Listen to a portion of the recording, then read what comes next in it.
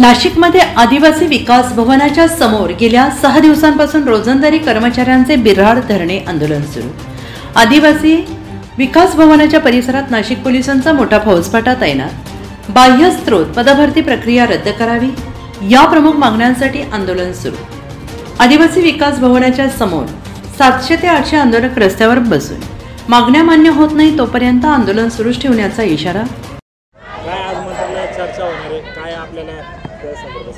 नक्कीच सध्या तरी आम्हाला काही माहीत नाही मंत्रालय लेवलला कोणती चर्चा चालू आहे।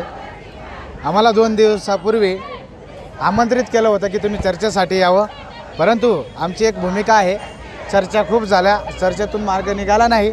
त्याच्यामुळे मंत्रालयात काय चर्चा होत आहेत हे अद्याप आम्हाला कळलेलं नाही। आम्ही असं ठरवलं आहे की आज आणि उद्यापर्यंत आम्ही शासनाचं निर्णयाची वाट बघू, शासनाने आमचा अंत पाहू नये। जर ह्या 2 दिवसात आमचा निर्णय झाला नाही तर ह्या कर्मचाऱ्यांच्या भावना तीव्र होतील, त्यांचे निदर्शनं अधिक तीव्र होतील, याचे मी सरकारला आपल्यातर्फे इशारा देतो।